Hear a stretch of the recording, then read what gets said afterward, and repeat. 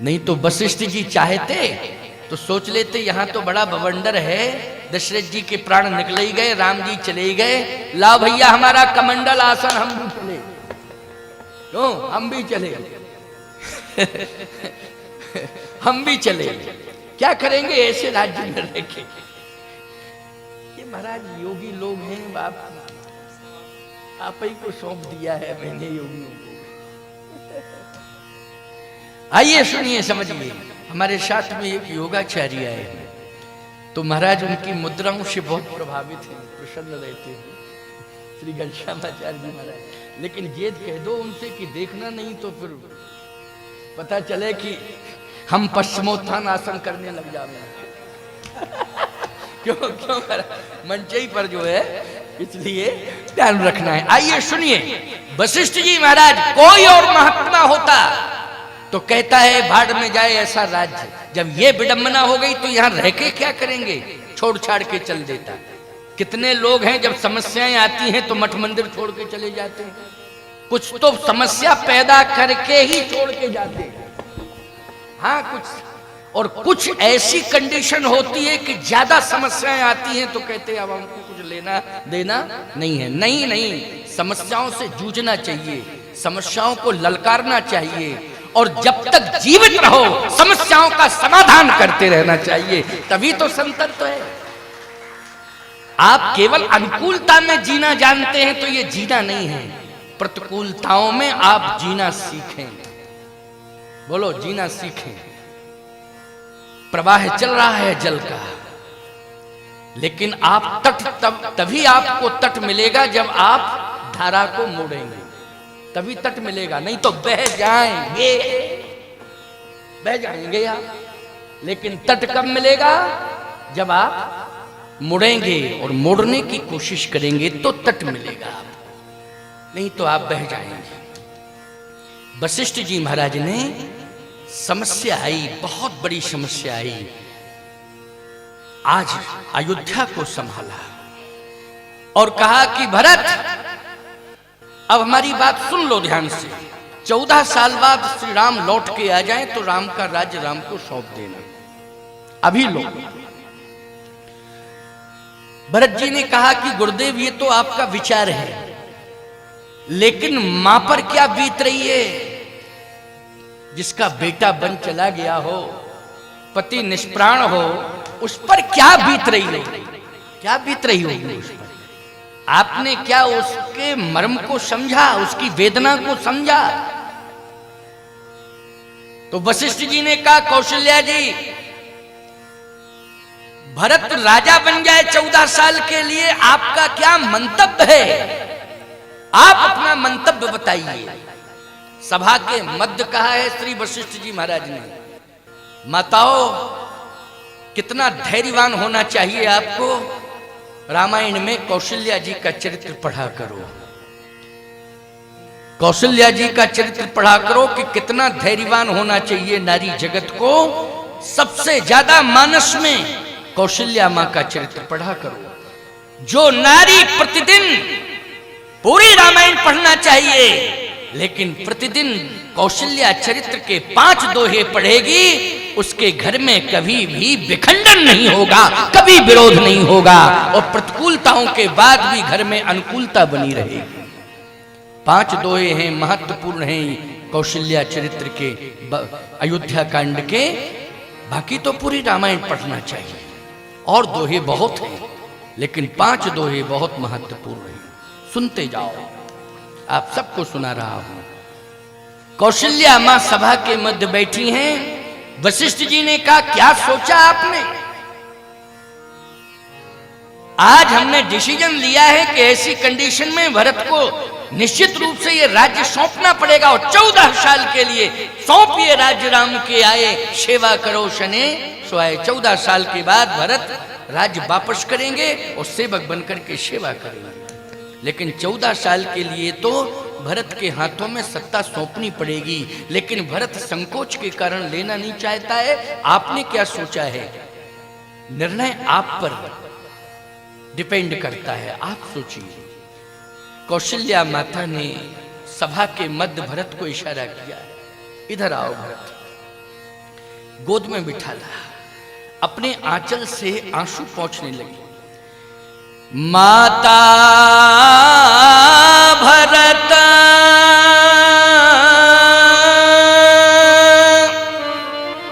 गोद बैठा रे,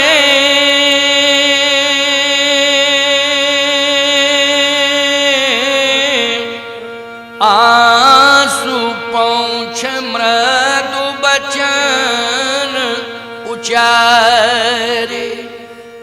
गोद में बिठा ला। बोलो ये संतुलन बन रहा है कि नहीं बन रहा है? कैकेयी के बेटे को कहां स्थान दिया कौशल्या मां ने? अपनी गोद में। बोलो समाज पर प्रभाव पड़ेगा कि नहीं पड़ेगा? क्या समाज अंधा है? क्या समाज देख नहीं रहा है? लेकिन कठोर से कठोर, क्रूर से क्रूर हृदय में परिवर्तन हो जाएगा जो इस दृश्य को देखेगा। गोद में बिठाल करके अपने आंचल से भरत के आंसुओं को पोंछने लगे। आंसू पोंछ मृदु बचन उचारे। क्या कह रही है भरत? कौशल्या धरा धीरज कही, ओ पूत पथ गुरु आयसु अहि। बेटा गुरुदेव की आज्ञा पथ है, इसलिए मानो और राज्य को स्वीकार करो। बोलो कौशल्या मां ने विरोध किया कि समर्थन किया? समर्थन कि नहीं? ये बनावटी समर्थन नहीं है, हृदय से समर्थन किया गया। ऐसा नहीं कि बनावटी समर्थन कर दिया हो। ये बनावटीपन तो अब चलने लगा है, त्रेता में नहीं था ये बनावटीपन। अब आज ज्यादा कलयुग में बनावटीपन चलने लगा है। हाँ महाराज, बहुत बनावटीपन चल रहा है आजकल, बड़ी विडंबना है। एक बार तो महाराज एक चेला हमारे पास आया, बोले गुरुदेव हमें तो आपकी सेवा करनी है और सेवा से ही हमें मेवा मिलेगी। हमने कहा बड़ा अच्छा भाव है इसका। कहता सेवा से मेवा मिलेगी। 2 महीने सेवा की। एक दिन सूर्य भगवान को अर्घ दे रहा था, हम उधर से आ रहे थे, पीठ हमारी तरफ पीठ किए था, हम आ रहे थे, तो अर्घ देते समय कह रहा था कि मेवा तब मिलेगी जब ये मरे। जिंदा में कहां से मेवा मिल जाएगी, है नहीं? तो कहने का तात्पर्य मेरा ये है, ये बनावटी श्रद्धा, बनावटी प्रेम, इससे काम बनने वाला नहीं है। ये कलयुगी वातावरण आज पूरा का पूरा प्रदूषण फैला रहा है समाज में, और ऐसा प्रदूषण कि बड़ी बड़ी सरकारें फेल हो रही हैं इस प्रदूषण को दूर करने के लिए। बोलो महाराज, ये वैचारिक प्रदूषण कोई सरकार दूर नहीं कर सकती है। वैचारिक प्रदूषण अगर समाज का दूर हो सकता है तो केवल सत्संग से हो सकता है, संत सभा से हो सकता है, और कोई दूसरा विकल्प ही नहीं। यही वैचारिक प्रदूषण दूर करने का केंद्र है सत्संग, ये संत सभा। बोलो वैचारिक प्रदूषण दूर हो रहा है कि नहीं हो रहा है? हो रहा है। प्रधानमंत्री ने कहा कि भारत को स्वच्छ करो, तो सबके हाथ में झाड़ू आ गई, उनके हाथ में भी थी, सबके हाथ में झाड़ू आ गई। लेकिन दिमाग में कचरा भरा होगा तब इसको कैसे स्वच्छ किया जा सकता है? तो क्या झाड़ू पकड़ा दें दिमाग का कचरा साफ करने के लिए? मस्तिष्क के कचरे को साफ करने के लिए हमें किसकी जरूरत है? मस्तिष्क के कचरे को यदि हमें साफ करना है तो हमें गुरु ग्रंथ की शरण में जाना पड़ेगा, तभी हमारा वैचारिक प्रदूषण दूर होगा। बिना गुरु ग्रंथ के हमारा ये प्रदूषण दूर होने वाला नहीं है। मम हृदय भवन प्रभु तोरा, आए बसे बहु चोरा, मैं एक अमित बट मारा, ओ सुनिए न मोर पुकारा, अब सुनिए रघुवर रामा, लूटे तस्कर तो धामा। ये अंदर जो विकार, काम क्रोध लोभ मोह मद मत्सर खड विकार, इन विकारों को दूर करना है तो सत्संग में आकर के सुंदर विचार ले लो, ये विकार दूर हो जाएंगे। और आज देखो गुरुदेव के समक्ष श्री वशिष्ठ जी महाराज का चिंतन क्या है। वशिष्ठ जी महाराज का चिंतन यही है कि भरत सत्ता को ले ले। कौशल्या अंबा भी सपोर्ट कर रही है, समर्थन कर रही है कि नहीं, पूत पथ गुरु आयुष आई, गुरुदेव की आज्ञा पथ है मानो। भरत जी ने कहा कि अवज्ञा करने से अगर रौरव नरक मिले या कोई नरक मिले तो हम नरक जाने को तैयार हैं। ना हम गुरु जी की बात मानेंगे ना हम माता जी की मानेंगे, और जो नरक मिले तो मिल जाएगा। वशिष्ठ जी बोले मैं समझ गया हूं, मंत्रियों के सहयोग से राज्य चलता है, हम समझ रहे हैं। ये मंत्री मौन बैठे हैं ना, ये मंत्री जब तक समर्थन नहीं करेंगे तब तक तुम्हारी हिम्मत नहीं पड़ेगी। अच्छा मंत्रियों, तुम सबका मंतव्य क्या है? अब देखो मंत्रियों के मस्तिष्क में राजनीतिक प्रधानता होती है। किसकी प्रधानता होती है? राजनीति की।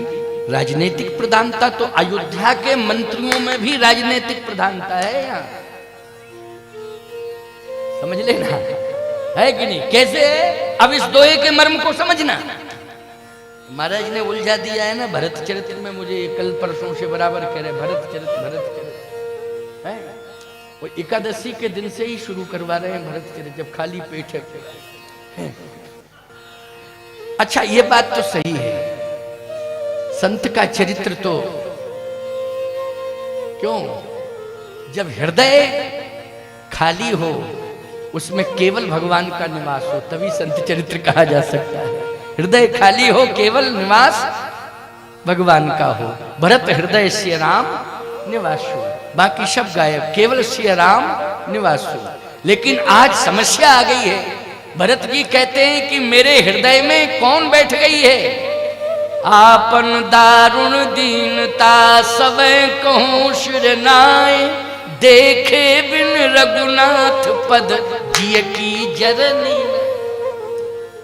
जिय की जननी, जननी बैठ गई है। अरे जिस हृदय के अंदर भरत हृदय से राम निवासु, हृदय में सीताराम जी बैठते थे, आज देखे बिन रघुनाथ पद जिय की जननी न जाए, जननी बैठ गई। इस जननी को तो दूर करना पड़ेगा।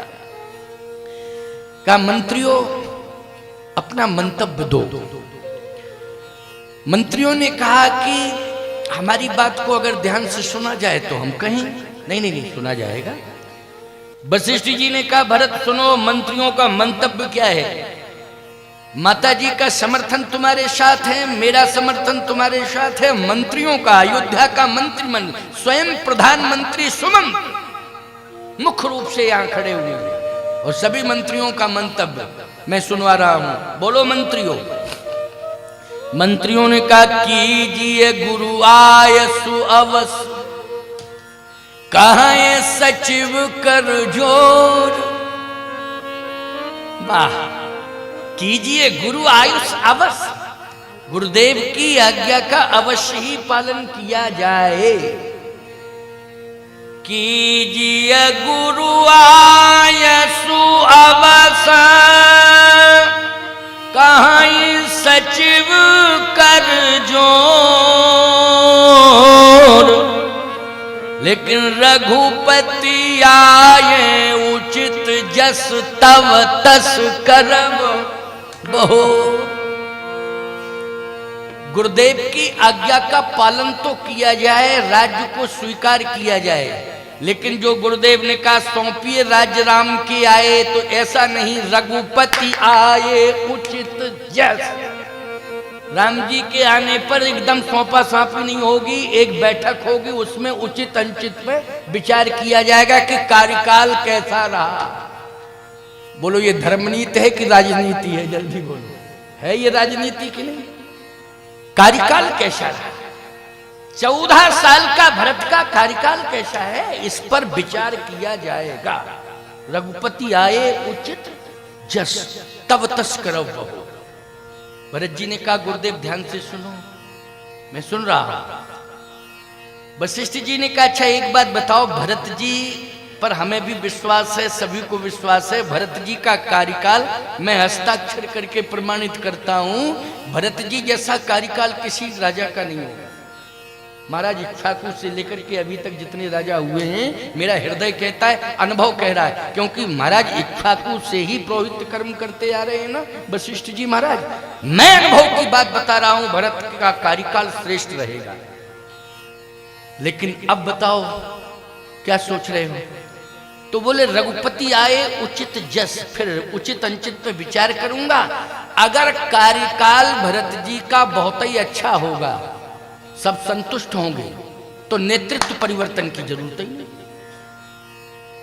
देखो ये राजनीति है, तो नेतृत्व परिवर्तन की आवश्यकता नहीं, क्योंकि कार्यकाल बहुत अच्छा है। कार्यकाल जब अच्छा नहीं होता है, जनता असंतुष्ट होती है, तभी परिवर्तन होता है कि नहीं होता है बोलो? और जब कार्यकाल बहुत अच्छा है, सभी संतुष्ट हैं, तो परिवर्तन करने की क्या जरूरत? मंत्रियों ने कहा कि यदि 14 साल का कार्यकाल भरत का प्रशंसनीय होगा, सराहनीय होगा, तो फिर नेतृत्व परिवर्तन की जरूरत नहीं पड़ेगी। वशिष्ठ जी ने कहा फिर राम का क्या होगा? मंत्रियों ने कहा हम प्रार्थना करेंगे प्रभु राम से। क्या प्रार्थना करोगे? प्रभु श्री राम से यही कहेंगे कि अभी आप 14 साल को बन गए, तो 14 साल तक भरत के हाथ में सत्ता रही और इतना विकास हुआ कि पूरी जनता संतुष्ट है। तो 14 साल के लिए आप गए तो 10 गुना विकास हो गया अयोध्या का, और अब आप 28 साल को चले जाओ तो और विकास हो जाएगा अयोध्या का। रघुपति आए उचित जस तब तस करब बहु। भरत जी ने कहा अब आपने सुन लिया मंतव्य। वशिष्ठ जी ने कहा अपना विचार सुनाओ। भरत जी ने कहा कि मैंने तो यही डिसीजन लिया है कि मोह राज हठ दई हो जवही, तो ये रसा रसा तल जई है तवही। अगर जबरदस्ती आप सब मिलकर के मुझे राजा बनाओगे तो ये रसातल में चली जाएगी पृथ्वी, फिर राज्य किस पर होगा? वशिष्ठ जी ने कहा कि भरत तुम्हें अनुभव है कि ये पृथ्वी रसातल में चली जाएगी, हमें अनुभव नहीं है। पृथ्वी के मर्म को मैं नहीं समझता हूं क्या कि पृथ्वी जाएगी कि नहीं जाएगी? तुमने पृथ्वी के मर्म को समझ लिया कि मैं राजा बनूंगा तो पृथ्वी रसातल में चली जाएगी। भरत जी ने कहा एक निवेदन और सुन लीजिए। हाँ बताओ क्या बात है? निवेदन यह है कि मैं अपने नाम की बात कर रहा हूं। मेरे नाम और मेरे राज्य के कारण ये पृथ्वी सह नहीं सकती है, ना मेरा नेतृत्व सह सकती है और ना मुझे राजा के रूप में देख सकती है। पृथ्वी धैर्य खो देगी और रसातल में चली जाएगी। रित तुम्हारे नाम में तो 3 अक्षर हैं, बड़ा श्रेष्ठ नाम है तुम्हारा, भारत। भा से भक्ति है तुम्हारे अंदर, और रा से राम चरणों में रति है, और ता से त्याग है तुम्हारे जीवन में। तुम्हारे जैसा संसार में कौन हो सकता है? अरे तुम्हारे नाम को ले लेकर के बड़े बड़े योगेंद्र मुनेंद्र हंस परमहंस अपनी साधना को पूर्ण करते हैं। तुम तो वो साधक हो भरत, ऐसी बात मत करो। भरत जी ने कहा वो सब ठीक है, लेकिन राज्य ले लूंगा तब की बात बता रहा हूं। मेरे नाम का सबसे पहले प्रस्ताव किसने रखा? जिन जिन ने मेरे नाम पर समर्थन किया है उनका क्या हुआ है, इस पर विचार किया जाए। सबसे पहले मेरे नाम का प्रस्ताव रखा किसने? आप बताएं। क्या तुम्हारी माता कैकेयी ने? ठीक है, क्या हाल हुआ? हाल पर विचार कर लो, देख लीजिए सामने। और बड़ी मां को भी भुगतना पड़ रहा है परिणाम, और छोटी मां को भी परिणाम भुगतना पड़ रहा है। देख लीजिए वो बैठी। और मेरे पिताश्री ने ये कहा था कि मोरे तो राम भरत दोई आंखी, सत्य कहो कर शंकर साखी। भरत में राम में कोई भेद नहीं मानता हूं, केकई भरत आ जाए तो उसे मैं राजा बना दूंगा। और जब अंतिम श्वास निकलने लगी तो यही कह करके गए थे, आप ही तो कह रहे हैं, यही कह के गए थे ना कि राय राजपद तुम कह दीना, ओ पिता बचन फुर चाहिए कीना। आप ही प्रमाणित कर रहे हैं इस बात को। परिणाम क्या निकला? राव गए सुरधाम, पिताजी को जाना पड़ा। ये शव पड़ा हुआ है, ये नाव में तेल भरा है, उस तेल के अंदर पिताजी का शव तैर रहा है। ये कंडीशन देख लीजिए, सामने देख रहा हूं। और अभी अभी आपने एक बात और कही, क्या? कि मेरे भैया राम भी भावुकता में बोल पड़े कि भरत प्राण प्रिय पावहि राजू। अगर ऐसा ना बोलते तो रुके रहते, भले ही पिताजी के प्राण निकल जाते, लेकिन मैं आ जाता तब जाते। लेकिन मेरा नाम लिया कि भरत प्राण प्रिय पावहि राजू, तो अयोध्या में रुक नहीं पाए, सीधे वन चले गए, सीधे वन चले गए, रुक नहीं पाए। ये मेरे नाम का परिणाम है। पिताजी सुरधाम चले गए, माताओं को वैधव्य मिला, और भैया राम रुक नहीं पाए, वो वन चले गए। अब चौथे नंबर पे आप बार बार कह रहे राजा बनो, राजा बनो, राजा बनो, तो आपका क्या होगा? कम से कम आप तो सुरक्षित रहो,